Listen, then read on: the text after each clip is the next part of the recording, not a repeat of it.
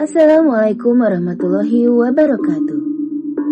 Berjumpa kembali dengan Sari di audiobook kami yang berjudul Irani Gadis Indigo, karya autor Novia Avianti Sakina. Masih bersama Audiotune. Selamat mendengarkan. Chapter 4, Maaf. Masih flashback. Dari jauh, sedari tadi, Adnan melihat Indri istrinya mengamuk di rumah selingkuhannya. Adnan tak menyangka kalau Sita juga bakal hamil anaknya. Yang sesaat melupakan Sita karena Indri akhirnya mengandung dan melahirkan anaknya sendiri. Adnan melakukan kesalahan karena merusak gadis polos itu. Adnan menyukai Sita, namun ia juga mencintai istrinya. Indri sudah menemaninya selama 5 tahun. Dengan sabar, bertahan dengan segala kekurangan dan kelebihannya. Indri, wanita temperamen. Cepat emosi dalam segala hal dan juga tak sabaran. Namun, Adnan sangat mencintainya. Menjadi cinta pertamanya dan juga yang pertama menyentuh hatinya. Indri wanita pertama yang membuat Adnan jatuh cinta. Merasakan surga dunia untuk pertama kalinya bersamanya. Wanita itu menjadi candunya untuk merasakan kehangatan tubuhnya yang tak bisa laki-laki itu lupakan. Laki-laki tersebut mencintai Indri dengan sepenuh hatinya. Namun tekanan-tekanan dari orang tua membuatnya stres karena istrinya belum juga hamil.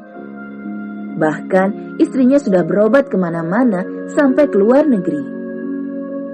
Baik Indri atau Adnan tak masalah dengan sistem reproduksi mereka. Keduanya sehat. Tapi kenapa Indri susah sekali untuk hamil? Adnan mengalami dilema karena tekanan orang tua. Laki-laki tersebut bertemu dengan Sita, bagaikan air di padang pasir yang tandus. Begitu menenangkan hatinya.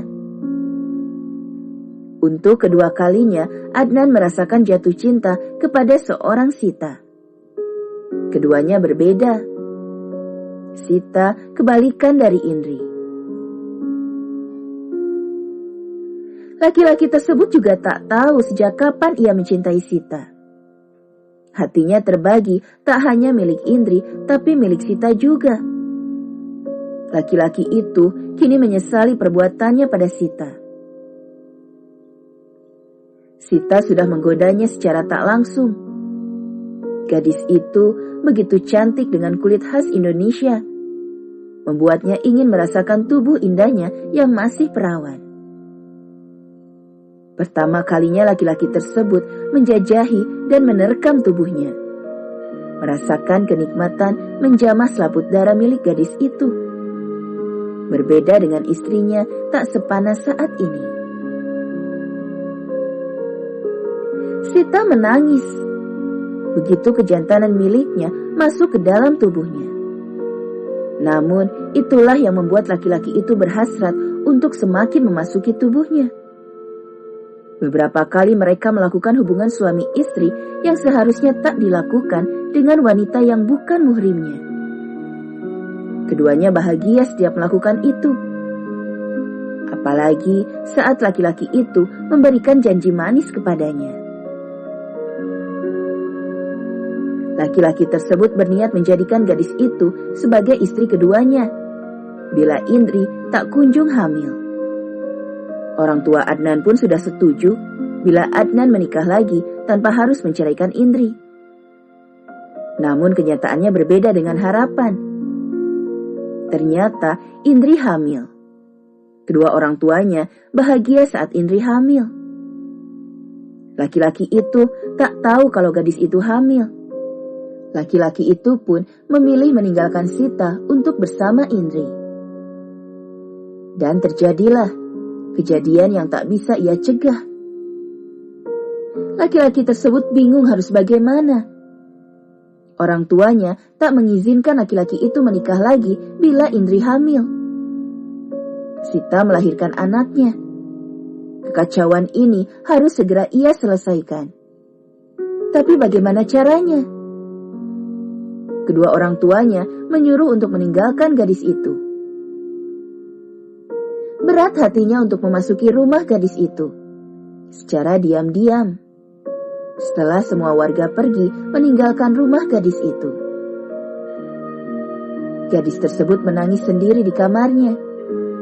Hatinya begitu sakit atas penghinaan Indri. Tak ada siapapun di rumah saat gadis itu dipermalukan oleh Indri.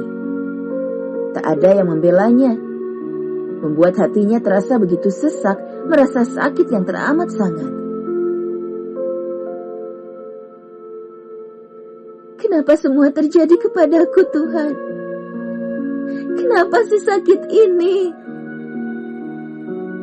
Batinnya berteriak, merasakan sakit atas ketidakmampuannya menghadapi jalan hidupnya yang seperti ini. Ia hanya ingin bahagia.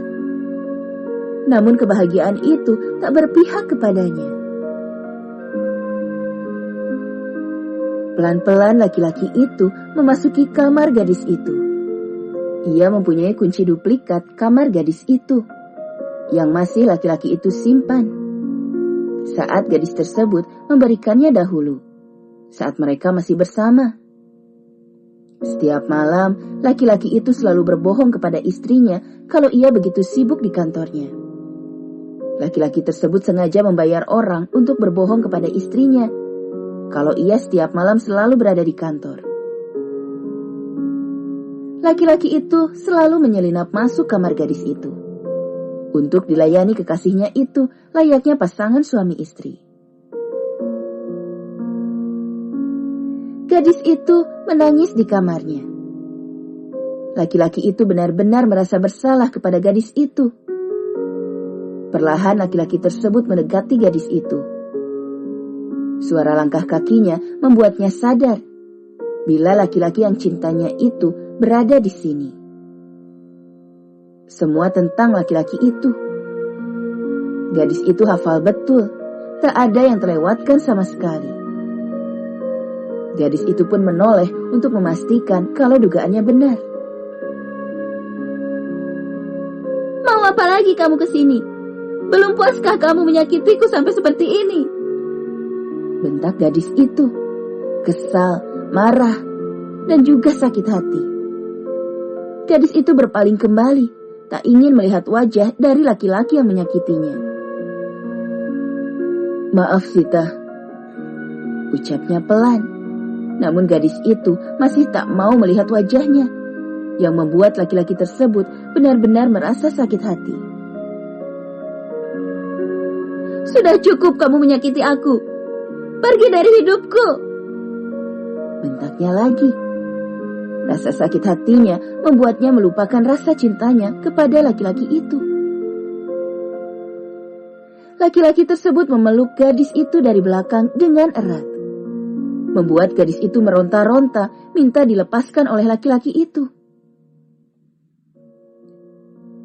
Lepas Adnan, lepaskan aku. Teriaknya, berusaha melepaskan pelukan laki-laki itu yang semakin kuat. Maafkan aku Sita, tak seharusnya aku menyakitimu sampai seperti ini. Ucapnya meneteskan air matanya. Hatinya ikut sakit.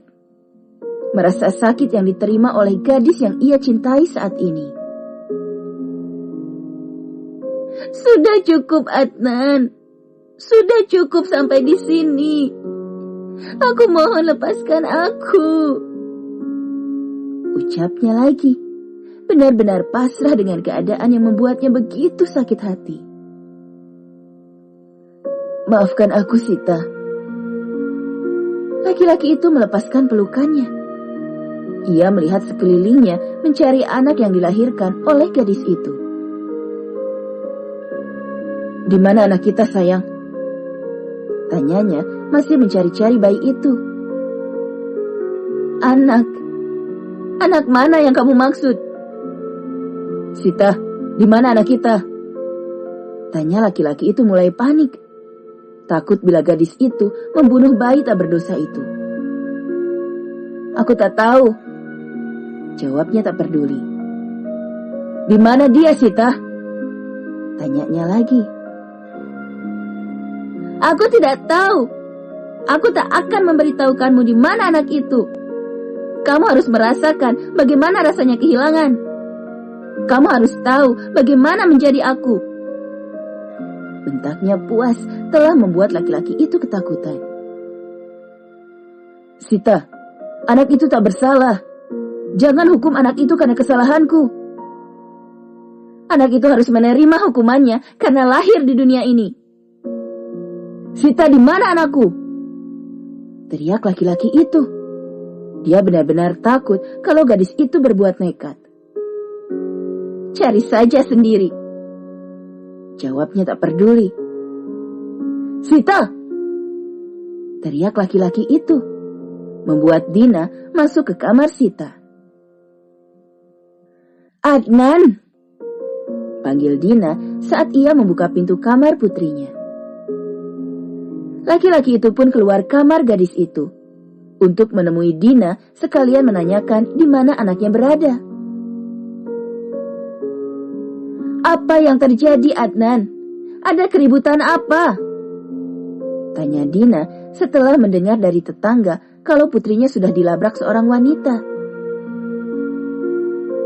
Indri membuat keributan di sini.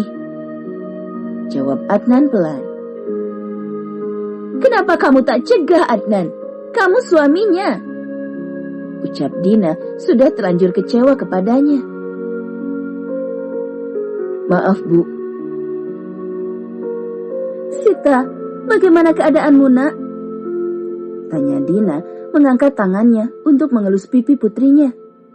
Namun segera ditepiskan. Tak ingin siapapun menyentuhnya. Ibu dari mana saja? Tanya Sita marah, tak ada yang membelanya. Maaf sayang, ibu tadi dari rumah sakit.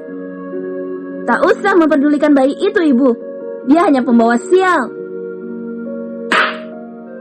Satu tampar mendarat lagi di pipi kanan gadis itu, membuatnya semakin membenci anak itu dan juga Adnan. 2 kali ia ditampar hari ini. Rasa bencinya membuatnya tak mau mengakui darah dagingnya sendiri. Alhamdulillah, kita sudah berada di penghujung chapter. Jangan lupa like, comment, and follow. Sampai ketemu lagi di chapter selanjutnya. Wassalamualaikum warahmatullahi wabarakatuh.